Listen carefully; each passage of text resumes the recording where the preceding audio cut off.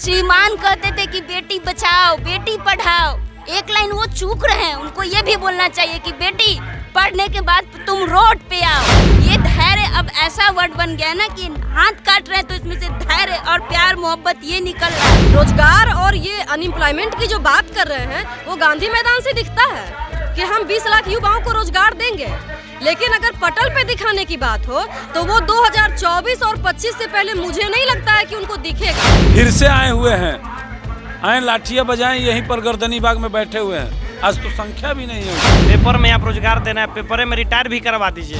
Cooler का full होता है ना, सब लोग सुने हैं लेकिन देखा कोई नहीं है। वही बिहार में बेरोजगार का हाल हो गया। टीचर बहाली सबसे पहला करेंगे पहली कैबिनेट में, लेकिन क्या हुआ सर, मंत्री बनते हुए सब काम भूल गए सर। अरे लंगड़े बोलता लेकिन 7वां चरण बहाली दे देता, रोजगार दे देता। नमस्कार, आप लाइव स्ट्रीट देख रहे हैं और मैं हूं आपके साथ रोहित वर्मा। देखिए, बिहार में बीटेट और सीटेट के कैंडिडेट्स के द्वारा लगातार प्रदर्शन किया जा रहा है। लाठियां भी उन्होंने खा लिया, उसके बाद अपने सिर को भी मुड़वा लिया। अब सवाल सिर्फ इतना कि अब क्या करेंगे, क्योंकि गांधी मैदान में भी इन्हें पैक कर दिया गया था। याद है कि भूल गए? वो दर्द हम कभी भूल ही नहीं सकते हैं। जो चेहरे पर दागियाँ आई, जो शरीर पर दाग आया, खून बहा, पसीना तो सबका बहता है, खून तक बहा। उस बदहाली के मंजर को हम भूल कैसे सकते हैं।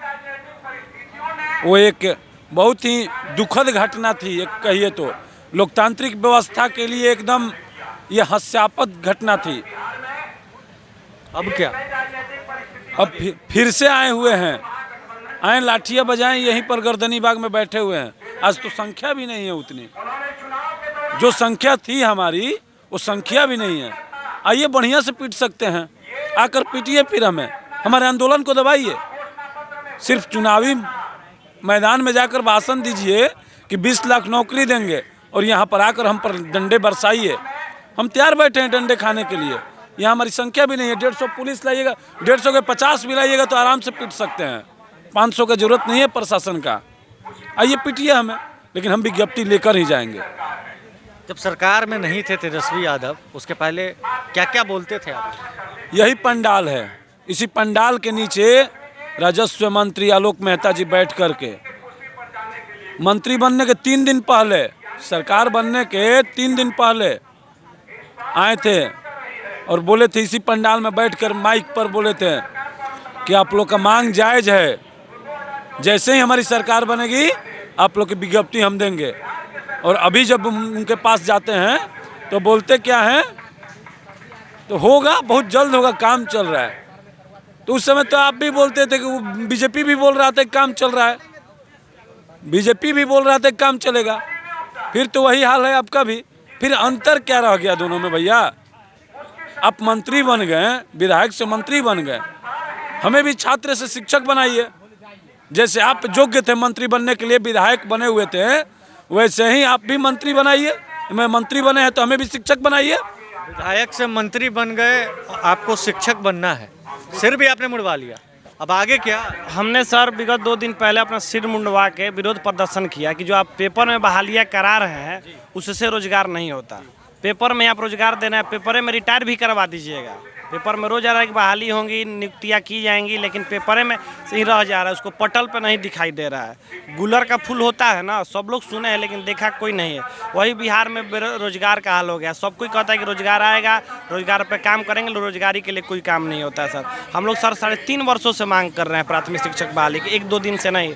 3.5 आप भी देखें, हमेशा भी मीडिया के माध्यम से होता है कि किस तरह का हम लोग ने विरोध प्रदर्शन पटना के धरती पर किया है कि 4 से 5 घंटे तक गांधी डाक बंगला चौराहा को अपने कब्जे में लेकर सरकार को बताने की कोशिश की कि हमको विज्ञप्ति दे दीजिए, हम लोग यहाँ से चले गए। फिर भी वहाँ लाठी के बल पे हमें हटा दिया गया सर। अब आगे क्या करेंगे? आप ही का फोन टूटा था सर? यस सर, मेरा फोन टूटा था डाक बंगला पे सर। अब आगे क्या? 4 नवंबर से तो यहाँ बैठे हैं, 3-4 दिन बीत गया, क्या हुआ?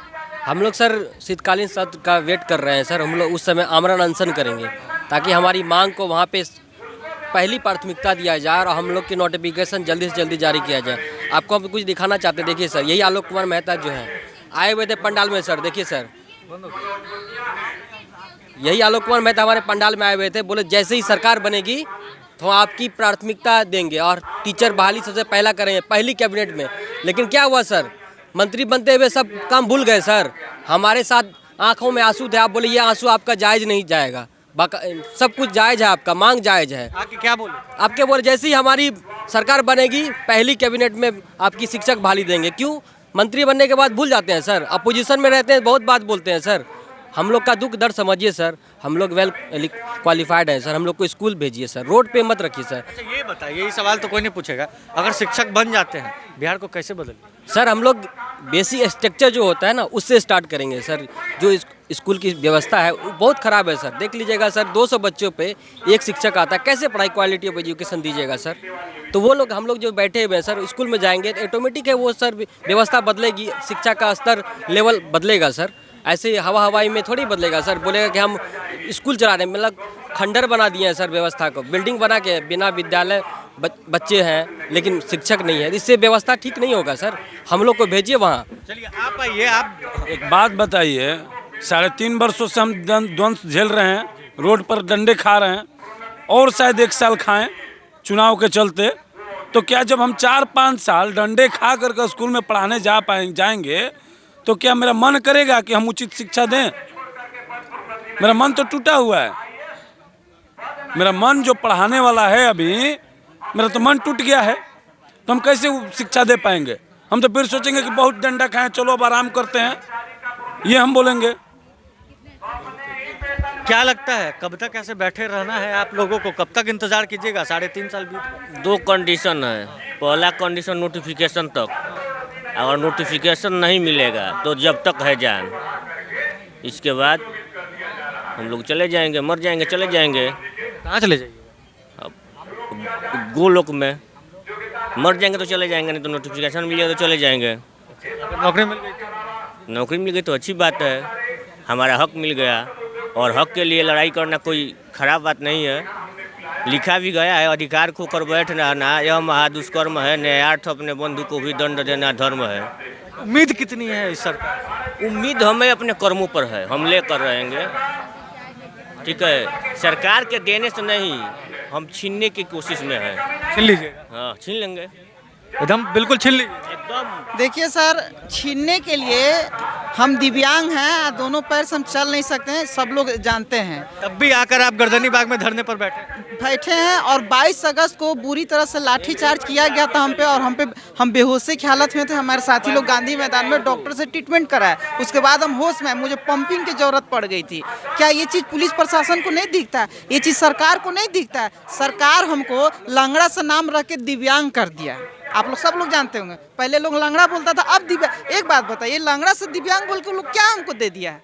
कुछ दे दिया? अरे लंगड़े बोलता लेकिन 7वां चरण बहाली दे देता, रोजगार दे देता। हम लोग दिव्यांग और कर क्या सकते हैं? क्या मजदूरी नहीं कर सकते हैं? कुछ भी नहीं कर सकते हैं पढ़ाने के अलावा।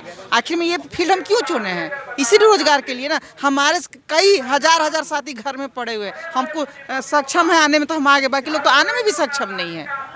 तो ये सरकार को नहीं दिखती? जो आदमी आंदोलन में आ सकता है वो पढ़ाई कितना अच्छा से पढ़ा सकता है स्कूल में, जो आज हमको यहाँ आके पढ़ना पड़ रहा है। आज जिस सरकार जो कहती है ना कि रोजगार इतना नियुक्ति पत्र दे रहे हैं, महोदय मैं बता दूं वो सारे के सारे पहले के भर्ती है। और जिसको नियुक्ति पत्र मिल भी रही है ना, मिला हुआ को दोबारा दे रहा है, जिसे हमको ज्वाइनिंग हो गया। बीजेपी वाला भी तो यही कह रहा है। सही बात है, ये बीजेपी, हम ये राजनीति नहीं करने, लेकिन ये बात सही है। अगर ये सही नहीं होती तो एक बात बताइए, खुद माननीय तेजस्वी जी हमको बोले थे, हमको बोले थे कि अब हम सरकार में आ गए थे, अभी हम मेरा क्या बोलते हैं सदन में जो सत्र वो होने दीजिए, उसमें हम आप लोग को पहली कलम से हम पारित कर देंगे और आपका बहाली दे देंगे। विपक्ष के उन्हीं का नेता लोग आते थे, सब लोग कहते थे कि अब क्यों भाई, अब पता है सर, अब मिलते नहीं है तेजस्वी जी। क्यों? उनको पता है कि हमको चिन गए हैं, वो हमसे बात नहीं कर सकते हैं, नहीं मिलते, ये सवाल ही नहीं है। वो जैसे 7वां चरण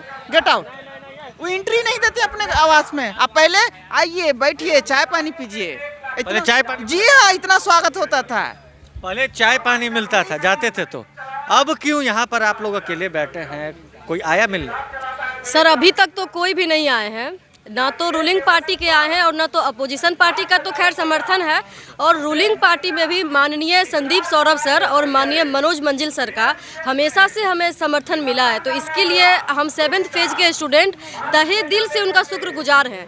और ये बात सही है सर कि 6 अगस्त तक जिन राजनेताओं को हमारा दुख दर्द दिखता था, आरजेडी के 8-8 एमएलए इसी पंडाल में आए हैं और इसी पंडाल में आकर के वो कहते थे कि आपका मुद्दा जो है इसको रूलिंग पार्टी लटकाई हुई है, अगर मेरी सरकार होती ना तो हम आपको अगले दिन दे देते। तो अब तो आपकी सरकार है ना, अब अगर हम लोग उनसे मिलने जाते हैं तो वो क्या बोलते हैं कि अभी तो हम जस्ट सरकार में आए हैं, आप पिछले सरकार को 3 साल टाइम दिए, हमें 3 महीना नहीं दीजिएगा। तो अब तो अगस्त, सितंबर, अक्टूबर, नवंबर 4था मंथ आ चुका है, लेकिन अभी तक भी पटल पे उनको 7th फेज नहीं दिख रहा है। रोजगार और ये अनएम्प्लॉयमेंट की जो बात कर रहे हैं वो गांधी मैदान से दिखता है कि हम 20 लाख युवाओं को रोजगार देंगे, लेकिन अगर पटल पे दिखाने की बात हो तो वो 2024 और 25 से पहले मुझे नहीं लगता है कि उनको दिखेगा। लेकिन हम अभ्यर्थी भी अपने मन में ये प्रण लेके आए हैं कि आप हम युवाओं को बरगलाने का बहुत कोशिश कर लिए हैं, इस बार हम लोग एनी हाउ किसी भी आश्वासन पे नहीं उठेंगे। क्योंकि आप किन युवाओं की बात कर रहे हैं सर, ये आपको युवा नहीं दिख रहे हैं? या तो आप युवाओं की बात नहीं कीजिए, या तो जो युवा सारी अहर्ता धारण करके और पिछले 3 साल से दर दर की ठोकर खाने को विवश हैं, आप उनको रोजगार दीजिए। आप लोग खुद सोचिए कि एक अनएम्प्लॉयड इंसान के जीवन में कुछ होता है?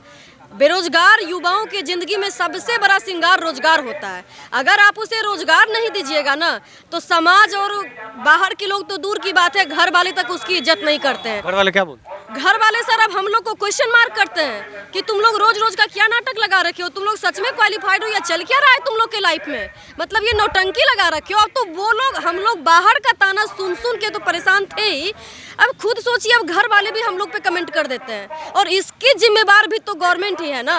क्योंकि जब आपको भी पता है कि आपके पास 3 लाख प्लस सीट खाली है तो आप किस चीज का वेट कर रहे हैं सर? आप बताइए कि पहले नेता आते थे यहाँ, अब कौन आता है? क्या बोले? अब कौन आ रहा है यहाँ मिलने आपसे? अभी कोई नहीं आ रहे हैं। अभी हमारी जो स्थिति है, अभी कोई नहीं आ रहे हैं। अभी हम लोग धोबी का कुत्ता हो गए हैं, न घर के हैं न घाट के हैं। बीएड कर लिए, डीएलएड कर लिए, सीटेट 1 बार 2 बार 3 बार, 2019 से अभी तक जितने बार भी करवाया गया हम लोग पास किए, सिर्फ इस उम्मीद में कि इस बार सीटेट का आ गया, इस बार आ जाएगा, इस बार आ जाएगा, आज आ जाएगा, आ जाएगा। ये आज करते करते धैर्य रखिए, धैर्य रखिए। ये धैर्य अब ऐसा वर्ड बन गया ना कि हाथ काट रहे हैं तो इसमें से धैर्य और प्यार मोहब्बत ये निकल रहा है। अब होप जो है वो खो चुका है। स्थिति ऐसी हो चुकी है कि हमारा तो अब कुछ है ही नहीं। मैं कौन हूँ, मतलब इतने उम्मीद से इस स्थल पे, तीर्थ स्थल पे मैं आज आई हूँ। आज मेरे लाइफ का ये फर्स्ट प्रोटेस्ट है, लेकिन मुझे लग रहा है ना कि जिस रास्ते पे मैं शिक्षक बनने का जो मैं संकल्प ली थी, वो ये सोच के कि बिहार में, हमारे इस राज्य में, जिसको कि आप बहुत ही अच्छा और समृद्ध बिहार बनाने की बात करते हैं या उस पर कोशिश कर रहे हैं, वही बिहार है जहाँ पे शिक्षक अभी रोड पे हैं। हमारी जगह बोर्ड पे थी, उसके बावजूद हम रोड पे हैं। श्रीमान कहते थे कि बेटी बचाओ, बेटी पढ़ाओ, एक लाइन वो चूक रहे हैं। उनको ये भी बोलना चाहिए कि बेटी पढ़ने के बाद तुम रोड पे आओ। लेकिन सरकार तो कह रही है ना कि नियुक्ति पत्र तो बांट ही रहे हैं। हाँ, बिना मतलब विज्ञप्ति का कोई नियुक्ति पत्र आज तक आया है क्या? मुझे इतना बताइए सर, उनसे पूछिए। आप नियुक्ति पत्र दे रहे हैं, आपकी विज्ञप्ति कहाँ है? ऐसा हुआ है क्या कि विदाई हो गई, लड़की की शादी हो गई और बारात आई ही नहीं? ऐसी कौन सी शादी है मुझे बताइए? ऐसी कौन सी ये जॉब है जिसमें नियुक्ति की आप बात कर रहे हैं और विज्ञापन है ही नहीं, नियमावली है ही नहीं? चल क्या रहा है महोदय? एक दिन में सरकार आप पलट रहे हैं, सब कुछ कर ले रहे हैं, क्लियर कर रहे हैं, और शिक्षक से ही सारा है, सब कुछ है, शिक्षक से ही है। उसके बावजूद शिक्षक आज रोड पे हैं। ये प्रतिष्ठा है, हम आम अभ्यर्थी रोड पे नहीं है, ये बिहार की प्रतिष्ठा सड़क पे है। ऐसे कब तक रहेगी? जब तक वो नहीं दे रहे हैं, कम से कम विज्ञप्ति जब तक नहीं मिलेगा हम लोग यहीं रहेंगे, मर जाएंगे, मिट जाएंगे, यहीं रहेंगे। देखिए, तो साफ तौर से ये तमाम बीटेट और सीटेट के जो कैंडिडेट्स हैं, ये मेरिट कैंडिडेट्स और उसके बावजूद पटना के गर्दनी बाग में धरना दे रहे हैं। और ये कहते हुए नजर आ रहे हैं कि जिन्हें बोट पर रहना चाहिए था वो रोड पर नजर आ रहे हैं। अब देखना होगा कि कब तक ऐसे ही सड़कों पर बैठे रहते हैं और धरना देते रहते हैं। 4 तारीख से ये धरने पर है और आज 3 दिन 4 दिन बीत गया है मगर कोई भी इनसे मिलने तक नहीं आया है। बहरहाल इस खबर में बस इतना ही। अगर आप हमारे इस वीडियो को हमारे यूट्यूब चैनल पर देख रहे हैं, चैनल को सब्सक्राइब कर ले, साथ ही साथ हमारे फेसबुक पेज को फॉलो करना बिल्कुल भी ना भूलें। धन्यवाद।